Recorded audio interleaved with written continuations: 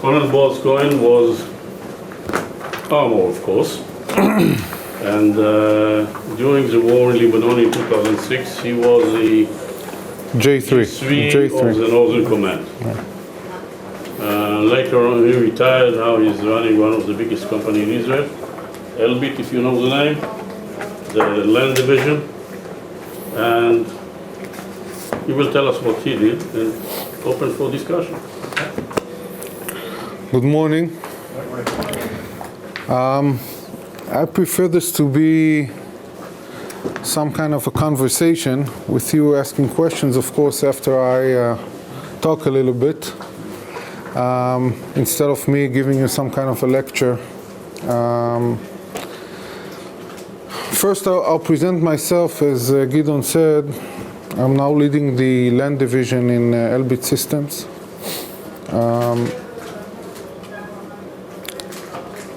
Prior to this, I grew up in the IDF,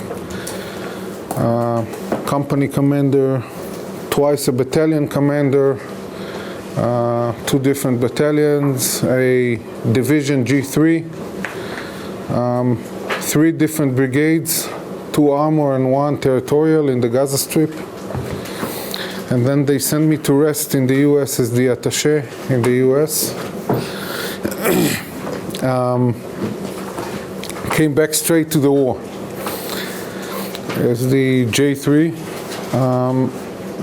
The only course that I took during my times at my service at the IDF was the advanced armor course in Fort Knox. This was the only course I took during my service. So I lived in Kentucky for a time, about a year, and then next time in the US. And now, as I said, leading the land division in Elbit Systems, visiting a lot in Australia, around the Land 200 and Land 400 programs and others. Very involved with the Australian Army. I think last week we hosted General McLaughlin here, Gus McLaughlin. He was here for 5 days, and most of the time he spent with us on existing programs and future programs, and it was very interesting. And at the end of the war, the Chief of Staff requested me to perform some kind of a investigation debriefing on the Northern Command. Actually, from a personal point of view, this process of this debriefing brought me to the decision that I have to leave this organization. I had some issues and some subjects that I brought up at the end of this process, when I presented it to the general staff, were a little bit too extreme for them to digest. But since then, people changed, and basically I'm presenting this investigation or debriefing that I have done in all the commanding courses from the Staff College up to Division Commander's course. So most of the things I'll be talking here are taken from the process that I've been going through with the division commanders and the brigade commanders, and it has nothing to do with maneuver schemes. This was not the issue in this confrontation or war, and as far as I see it, it has not been the issue with the coming or the following confrontation in the Gaza Strip. I think the main issue was first of all values and principles of war. And this is where I came from in my debriefing and investigation. And I think this is the biggest problem that we are facing with the different nature of the activities that we do along the years. And I think that the main problem that we are facing is understanding in what situation we are in. Once you understand that you are in a war, you're supposed to act like you're in a war, deploy your forces like you're in a war, use your firepower like you're in a war, and act with a specific set of values that are relevant for war, not for peacekeeping operation, or not for limited operation of special forces operation or raid kind of operations. And I think that the basic problem of the IDF organization at that point was that we, and I'm of course a part of it, of the senior leadership at that point, we did not decide that we're in a war. Now the issue of not understanding that you're in a war was driving many of the phenomena that we have seen of our best officers behaving in a specific way. I'll give you some examples.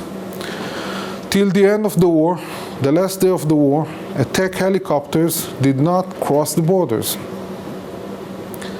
Soldiers were on the ground 15, 20 kilometers inside, maneuvering. Attack helicopters did not cross the border because the controller didn't allow them. On the other side, Black Hawks, for example, did cross the border in order to evacuate soldiers, wounded soldiers, or even worse. But you can see that there is some kind of a misunderstanding of in what situation are we. So it's not worthwhile to danger our pilots, our attack helicopter pilots, in order to attack more launchers, for example, or more Hezbollah forces. But it's very valuable to risk our pilots in order to rescue soldiers. And I think this is the most, and it's not that the pilots were shouting, the pilots wanted to go in. They saw their friends with the Black Hawks going in, and they couldn't go in with an Apache, which is completely unreasonable. And again, these are our best people sitting in I think junction points or decision points that weren't allowing them to act as they thought they were supposed to act. Or I'll take a very talented brigade commander, maybe our best division commander, brigade commander, that declared after the war, when I was investigating and talking to him, he declared after the war that once he had wounded soldiers in his brigade, that became the most important mission, the primary mission, to evacuate them, to take care of them. And at least by our values, it's never the first mission. The first mission is the mission you received from the headquarters or the upper echelon. And I think it's universal. It doesn't mean that you don't have to take care of the wounded people, but it can become the primary mission. Yes, please. So one thing that we've discussed quite a lot, not knowing a great deal about the war, is what was the political objective given to the IDF for the use of force? I've not been able to read anything which makes that clear. Sorry, I don't think there was a problem there. I think even since I've been in the meetings with the Prime Minister and the Minister of Defense, I don't think there was one bit of a problem over there. We knew that we have to stop the rockets firing on the civilian population. That was, we needed no explanation about this issue. The question is, what are you willing to do in order to stop it? And what is the price that the Israeli society is willing to pay in order to stop it? Now, just because you brought up the question, I'm relating to it. I think that the Israeli society has a problem with paying some of the prices, which I can understand. I have a son in the army. It's not easy. It's not easy. But you can't decide that you want to stop rocket launchers and destroy them without willing to pay the price. You can't do it from the air. I must say that we had an exercise about a month before the war. Air Force declared that they are not able to take care of the mid and short range launchers. It's impossible. The signature is not there for them to find it and to hit it. You need to maneuver.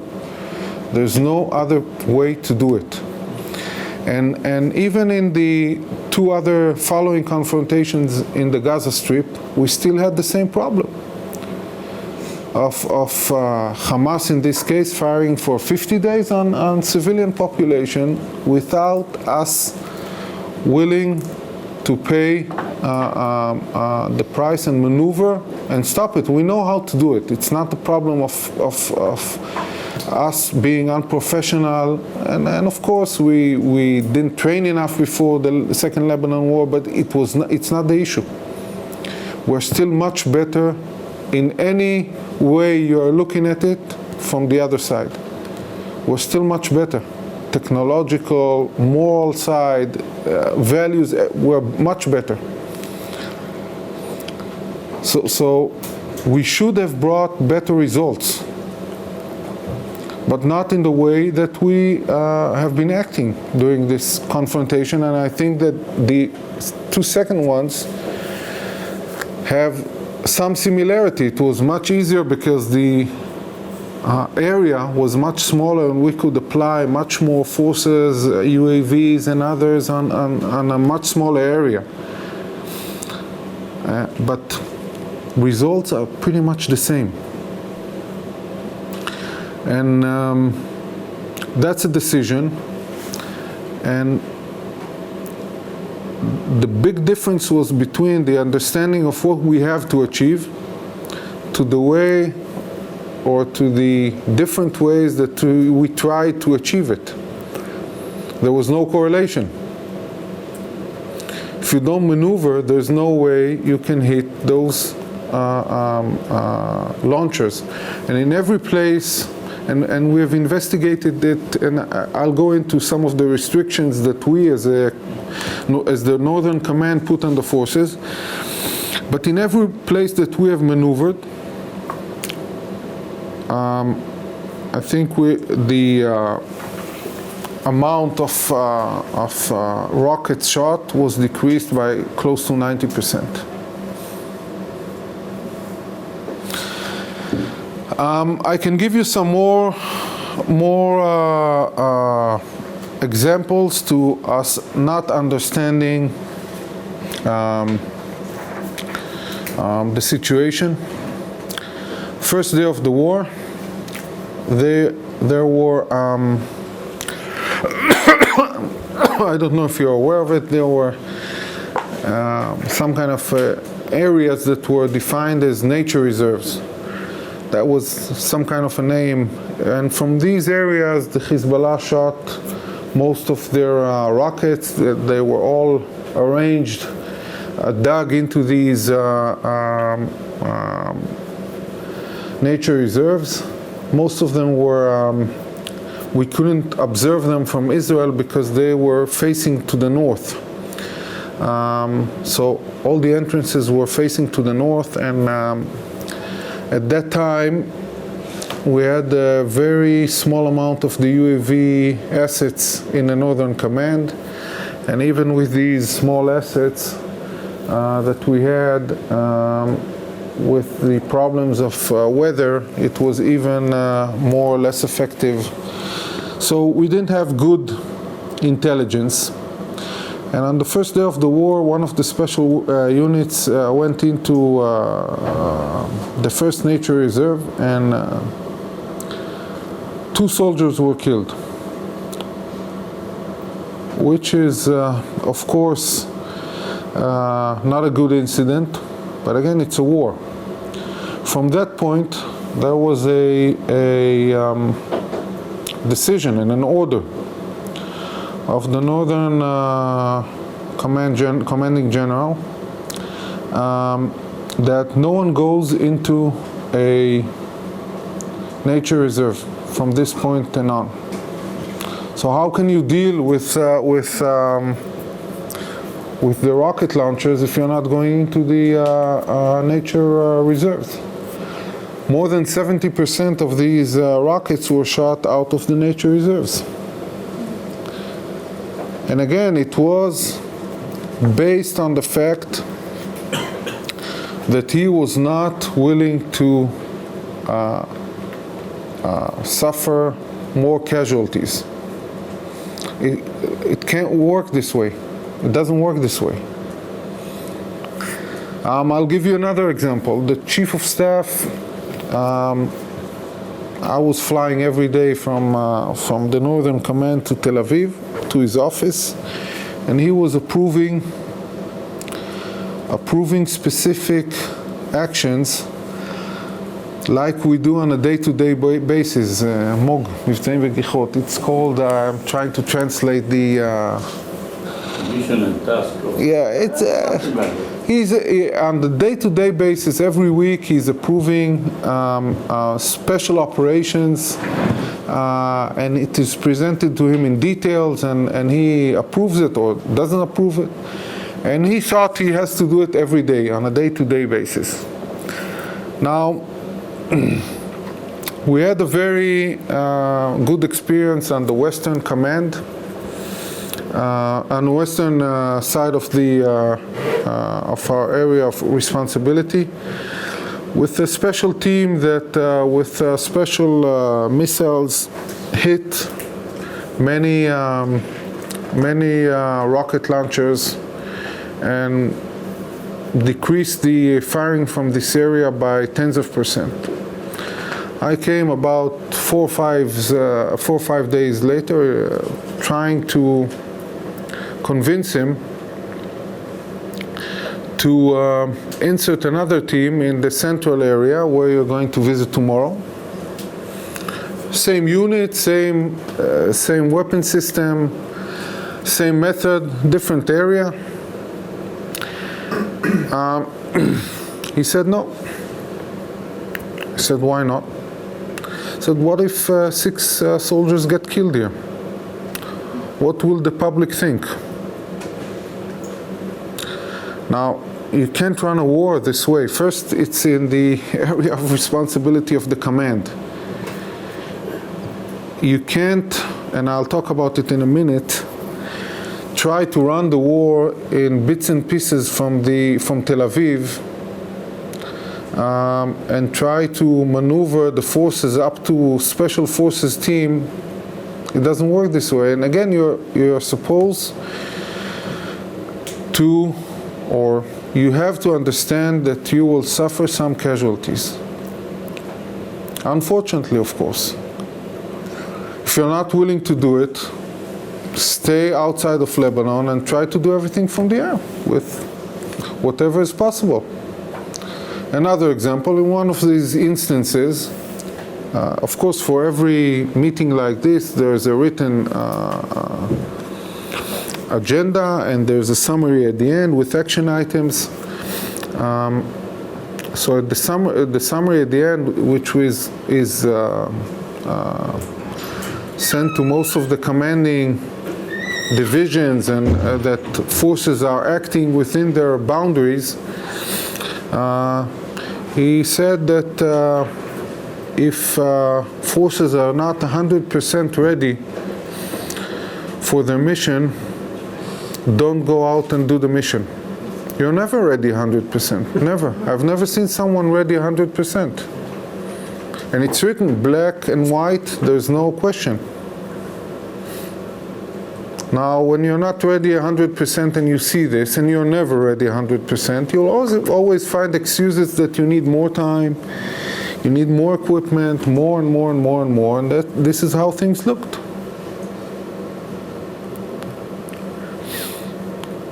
And by the way, this is right to say when you're trying to do an arrest of a Hamas guy in I don't know where, Nablus, okay? This is right. If he's not a ticking bomb, don't take a risk. So we'll arrest him in another day or two. But you can see that things that are right for specific kind of operation had implications on a full-scale war, which is not right.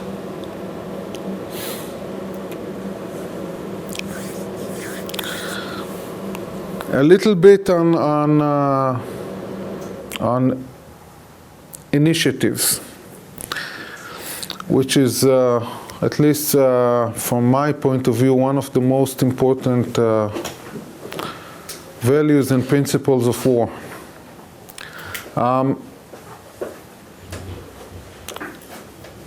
A military organization, on one side, has to be very disciplined.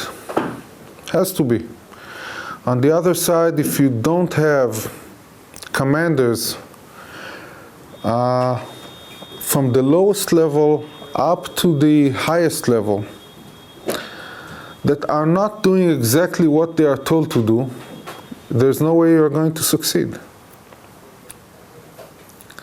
See, looking at General Sharon, I don't know if you've learned it in the Yom Kippur War, he did exactly the opposite of what he was told to do. And Gideon can tell you from his personal experience. And I can give you many more explanations and in this war, and I think, unfortunately, I don't think we have changed much since then.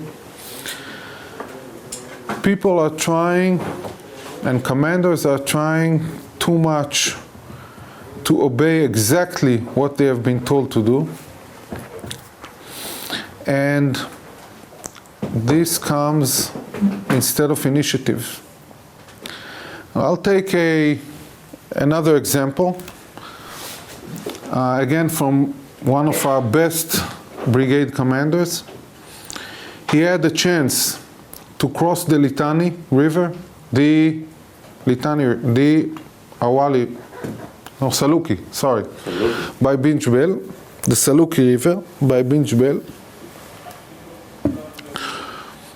with no one on the other side. No one. I think, as a brigade commander, I would never ask. I would go, if you want to stop me, stop me. He asked for permission. The division commander says, well, we have to think about it. And he asked the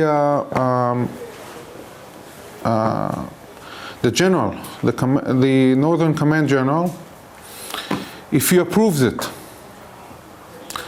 Now, about 2 hours ago, there was a discussion with the US government, with Condoleezza Rice, drawing a red line on the Saluki River as a line that at this time we're not crossing. But the line is about this wide, so it can fill a whole brigade. So cross it and give an explanation if needed later. So what? What did you do wrong? Later, about 5 or 6 days later, we crossed it and we paid more than 20 soldiers killed there. So we are facing, I think, just on the tip, with some examples, a problem of understanding that in a war you have to act differently.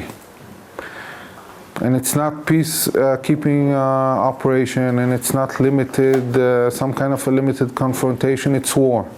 In war, you have to take decisions, and you have to, there are some consequences, but if you are not willing to take them, you can't be a commander. And from my point of view, I think we failed in this perspective. Again, Lebanon is very quiet now, and nothing's, again, they are equipping themselves, but no rocket has been shot for more than 8 years, nothing. But again, the question is, if we want to learn and understand what was wrong, these are the most important points, and I think that in this perspective, we failed. And basically, that's what I presented to the general staff. When I presented my debriefing, they disliked it, to say the least.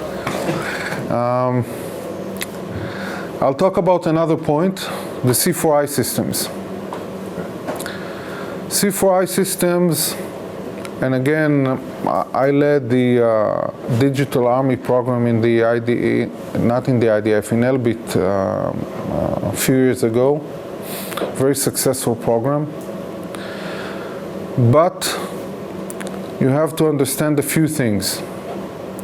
First, it gives you some kind of an illusion, at least from the headquarters, that you can control the... שלום. הקדמתי, אז אני... הקדמת, אבל לא... לא, אני יכול לחכות בחוץ. מה? או שאתה רוצה לשמוע את בו, אז לא נחכה. לא שאני אשמע. Okay. The gentleman, the next speaker, Major General Amos. אהלן עמוס. We'll talk about this later. בוקר טוב.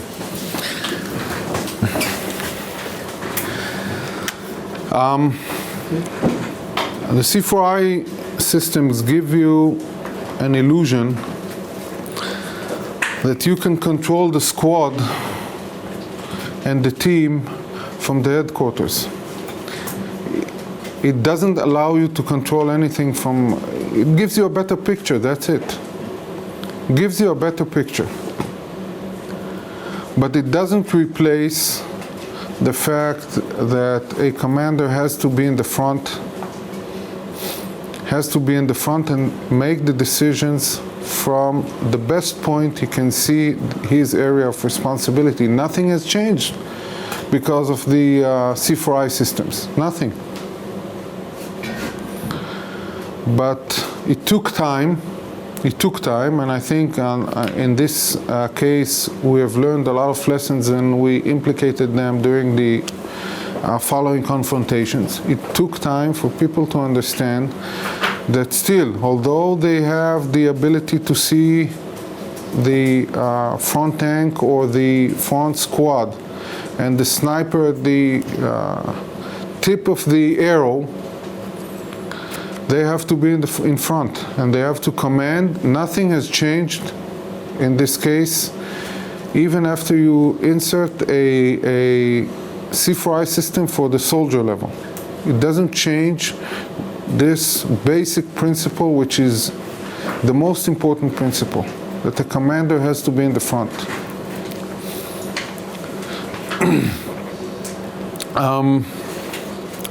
So I think I tried to give you a picture from the personal point of view and the value side, and now if you want to ask questions, then yeah.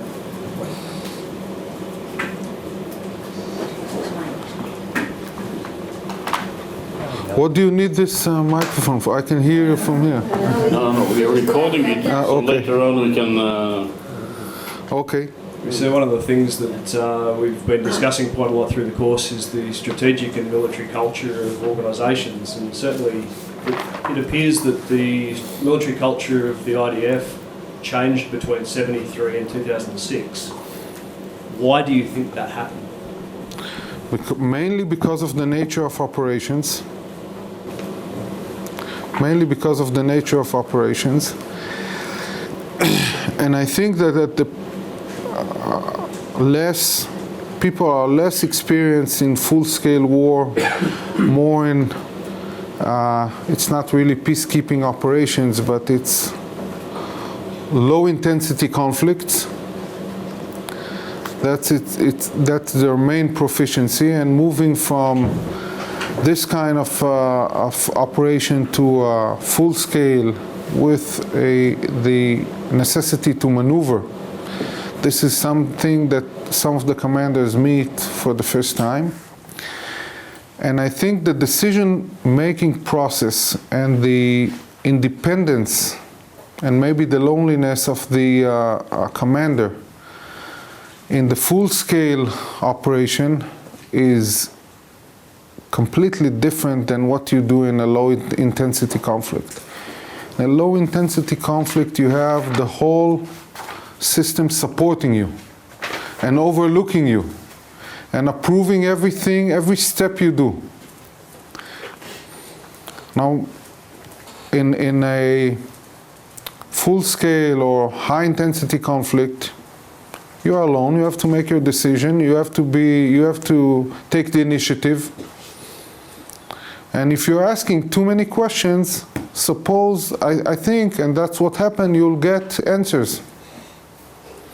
Not always. If you don't want to hear the answers, don't ask the questions. That's my perspective. Yeah. If you ask questions, you'll get the answers, and they'll tell you stop, wait, let us check. Well. And I think that in the old generation, they asked a little bit less questions. They just did. Yes, please. Good morning, sir. Andre Lamal from the Australian Army. The political objective was talked about briefly at the start. I was just wondering, with that and the intent to stop the cross-border attacks, stop the rockets, at the political level and the senior leadership level, was there a clear plan of how they imagined that was going to happen? No. It seemed like they had a bit of a list of targets for the Air Force to hit, and that was the end of it. First, the political side doesn't have to come up with a plan. The IDF was supposed to come with a plan. The IDF did not have a full plan, although the command had a plan for a full-scale operation. It was approved and stopped many times along the ways. And I think that not at the political level. The problem was not at the political level. At the military level, no one was seeing 7 steps ahead. That was the problem. There was a plan that was approved, but was not executed. It was not executed. Good morning, I'm Candice Mezzies, Australia. Just following on from that. How many Australians and how many Americans? Australians. So majority. Just following on from that. Did you visit one of the Australian graveyards here? I think we're doing that. There are, in Israel, there are, even in Beersheba, there's there are plenty. yeah, in Haifa, in Beersheba, there's a famous battle in Beersheba. 11, so there are many ceremonies today. But they have their answer day, it's different. Anyway, sorry, following on from what you were saying about there being a clear plan, and saying, so joining that with what you were saying about the restrictions placed on the national parks, etc., to actually find the rockets, etc., was there a clear endpoint identified or an end state identified when the decision was made to use force, or was it clear to the military what they were to achieve, and was that actually achieved? Was it a political end, or was it actually a military victory, or how did it end, I guess is what I'm asking. I think first the objective was clear. But the way to achieve these objectives, they were clear also, but were not approved. They were approved in pieces. So, for example, for a whole week, we were with 2 brigades. That's it. At the end, because no one was willing to pull forces from the Southern Command and to recruit reserves. At the end of the last days, we were with 3 divisions. So a big difference. So it was rolling. That was the problem. This was a rolling operation with no clear path from the first or second day or the fourth day till the end. It was completely a rolling by a day-to-day decision. This is not a way a general staff and a command has to work. A command has to receive or to have an approved plan, resources, time schedule. He has to work for a few days and come back with results. If he's not achieving his objectives, you can either let go the general and replace him or do something else. But if you're giving a command in order about 3 times a day, and of course we did the same to the divisions and they did the same to the brigades. There's no way you can work this way. We're always very occupied with changing the orders and the objectives and rolling from one mission to the other. So the ultimate decision to end operations, how was that come to? Was it just... It was an agreement, I think, at the political level between UN or US with Israel. That was the decision. It was not the place, at least, that the military wanted to stop, but this is how it works. Good morning, sir. Mitch from the Australian Army. It appears that there's, from our point of view, there's a sort of failure on both sides, the political and the military, the senior leadership, that the politicians were interfering a couple of times a day, and the military was providing advice that wasn't perhaps totally honest about the force required to achieve the objectives. Because if the objectives and the ends were quite clear that you needed to clear out where the rockets are being fired, and you had the means in the IDF to achieve it, that the actual ways to link those two things weren't there. So do you think there was a failure on the political and military side? No, I don't think there was a failure on the political side. I don't think there was a failure on the political side. I think that everything that the IDF requested for was approved by the political level. Okay. Where did the casualty aversion come from? Political side or military side, do you think? Both. And society. It's not only, sometimes it looks like society is defending the IDF instead of IDF is defending society. Sometimes it's worse. You can see it that a soldier is killed and comparing to a civilian killed. And unfortunately, the role of the soldiers is of course very clear. It's to get killed in order for civilians not to get killed. Sir, hi, I'm Rob. I'm one of the Americans in the group. Few Americans. You only need a few. The issues that you outlined unfortunately, are not unique to that experience, nor are they unique to the IDF. I'm curious as to what your recommendations were to the general staff. I think, again, I'm looking for from the more soft point of view, okay? I thought that we are growing our people in a wrong way. People are learning more to obey and less to be initiative. And this is, I think, something we lost. If people are not willing to take the initiative and, of course, take the responsibility and the consequences, I need an operations sergeant that will hear whatever the general staff is saying, and he will just transfer to the forces down, to the divisions and brigade. That's it. I need a tape recorder.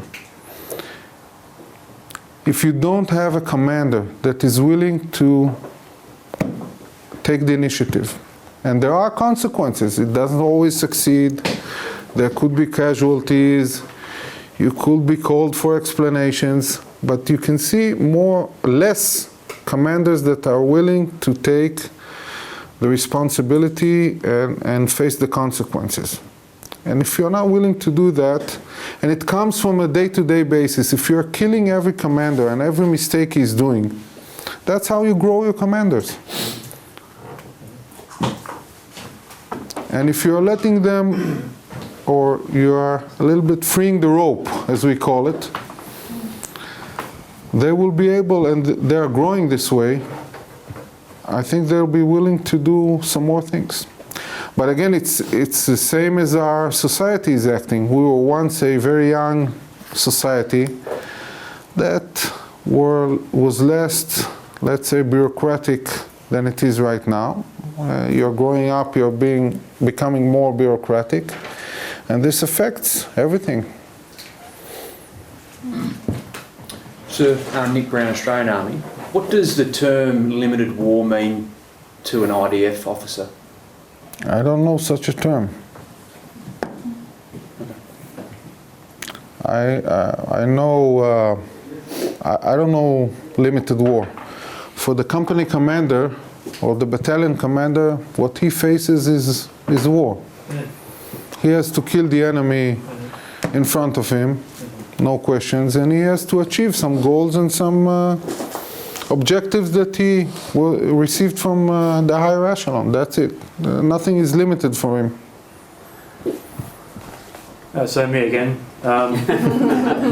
Do you think the politicians could have done a better job at getting the public on side? No.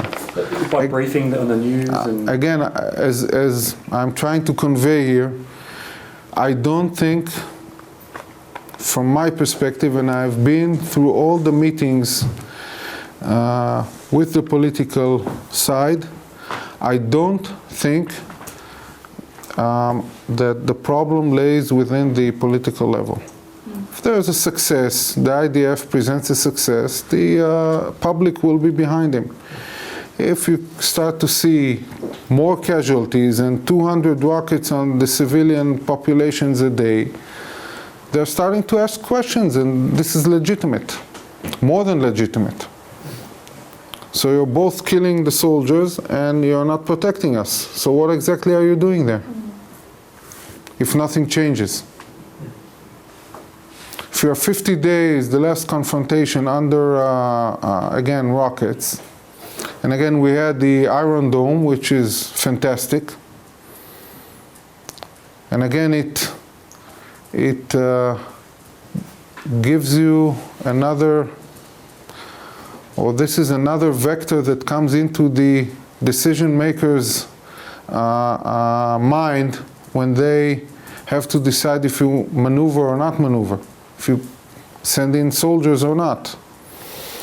But again, it doesn't limit, it makes the time or the confrontation time longer, not shorter.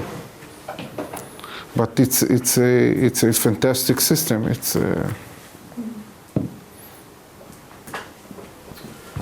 Sir Mike Gunther, one of the other Americans also.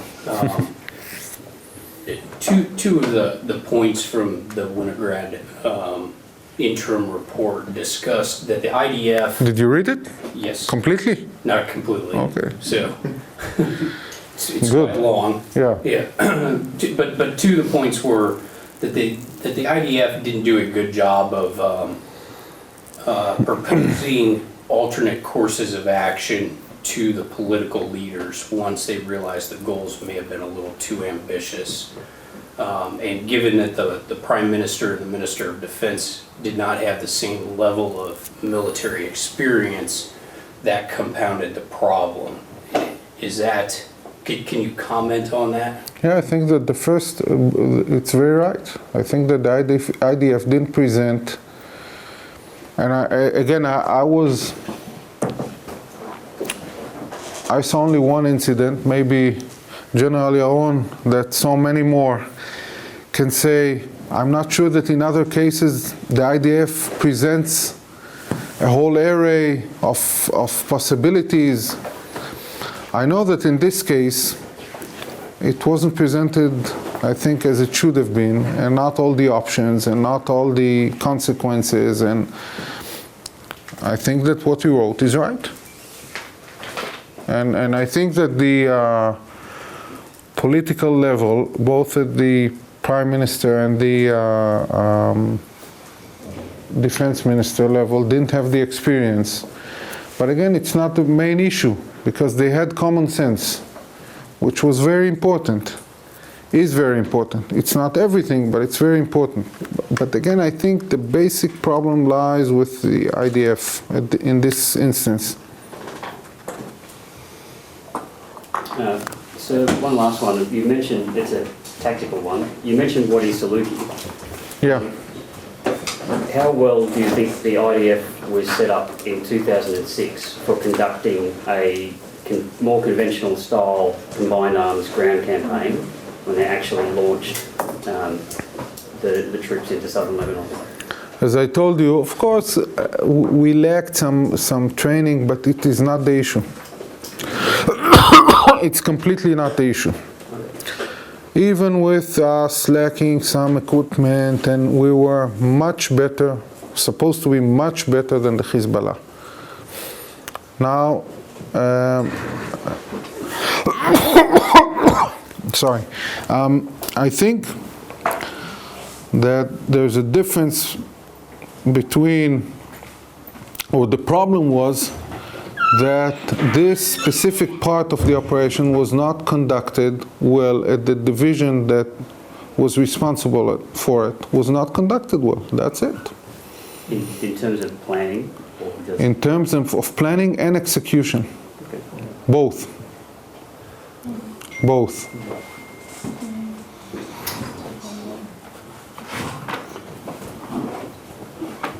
Sorry, and just again, your comments earlier, you indicated that a lot of the issues that you identified from the 2006 review were still present in more recent operations in Gaza, etc. Is there anything that you see has changed, or is it just repeating the same mistakes? Of course, many things have changed, and the issue of I think many things have changed to the positive way. Many things,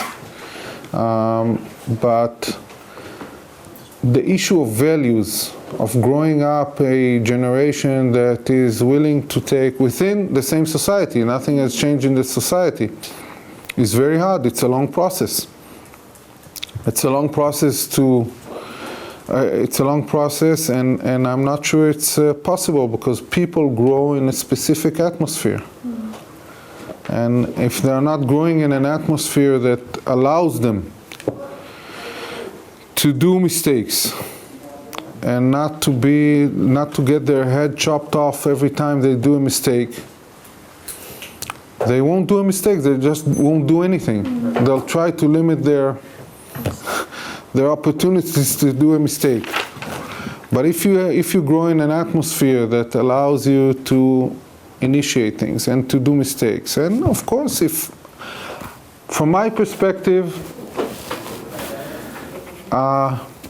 and this is how I try to grow up my people, is that if you have done a mistake that is not a cause of, it's a mistake of שיקול דעת, איך נגדיר את זה רגע?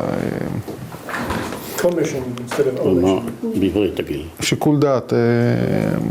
No, I'm looking for... Common sense. It's not just common sense. It's, No, if it's a negligence, Yeah. sure you need to chop his head off. But all other reasons, if he thought something and he took the wrong decision. Why? Because he didn't see the complete picture, and so it happens. It happens, and you have to explain the public that now everything is open to the public. Everyone that does a mistake is brought up to sentence and he's trialed in front of the public. Again, I'm exaggerating, but basically this is the situation. And in this atmosphere, it's hard to grow up people that are willing to take action. And we have excellent people. The question is, how do you grow them up? And what are they willing to take and do and sacrifice? That's a really good point. And I think really we had that's okay. We had excellent people in all positions, but we made mistakes. Do you want it? Okay. Yeah, sure. Yeah. Chuck Briswell, also American, U.S. Air Force. When you talk about limited war, I want to come back to that for a second. When you said it doesn't exist, that reminds me of the Weinberger Doctrine that came out of the United States, actually out of our experience in Lebanon as well. And you know, it's been a debate within the United States. Are you familiar with Weinberger Doctrine? And I know. Yeah. Is what you're advocating along those lines? No. Again, at the political level, and I'm not there, you can have such a definition of limited war. For us at the tactical level or army level, there's no such thing.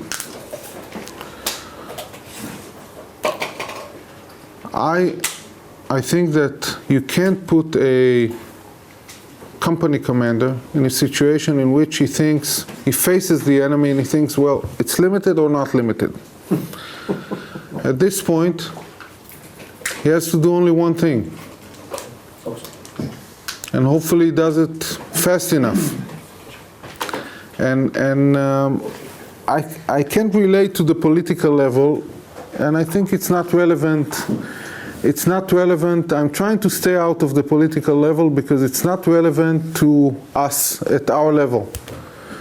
At our level, I think things are very simple. We're trying to complicate them, but they are very simple, very simple. And once you're trying, and this is exactly what happens, let's say, when you're in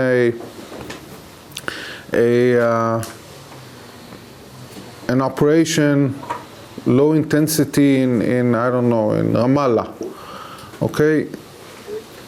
There it's complicated. It's more complicated. When you go to a war, it's less complicated. It's very simple. It's black and white. It's almost black and white. It's never completely black and white. Okay? Okay, thank you. Thank you very much.